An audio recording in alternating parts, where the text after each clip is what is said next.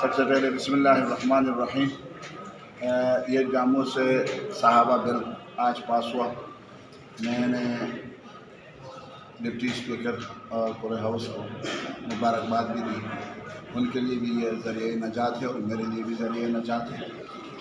بل میں اصل میں جو بنیادی چیز تھی وہ یہ تھا کہ اگر میرے اور آپ کے کوئی توہین کرے پاکستان میں اور اس توہین کے نتیجے میں وہ آدمی حق کی عزت کا دعویٰ کرے اور اس کو سزا جو ہے 5 سال کی ملتی ہے، جبکہ صحابہ کرام رضوان اللہ تعالیٰ علیہم اجمعین جن کے بارے میں اللہ فرماتے ہیں فَإِنْ آمَنُوا بِمِثْلِ مَا آمَنْتُمْ فَقَدِ اهْتَدَوْا، اگر تم ان جیسے ایمان لے آؤ تو تم ہدایت پاؤ گے۔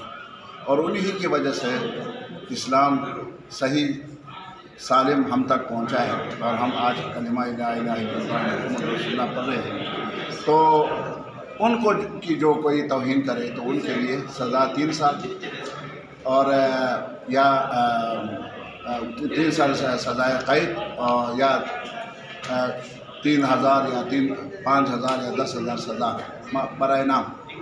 تو ہم نے اس میں ترمیم لایا کہ ایک تو یہ ہے کہ صحابہ کرام کی جو بھی توہین کرے اس کی سزا جو ہے کم از کم 10 سال ہو اور کم از کم 10 لاکھ روپے جرمانہ ہو اور عمر قید تک۔ ان کے الفاظ کو دیکھا جائے گا، ان کی گستاخی کو دیکھا جائے گا، ان کی توہین کو دیکھا جائے گا کہ اس میں کون سے الفاظ انہوں نے استعمال کیے ہیں توہین میں۔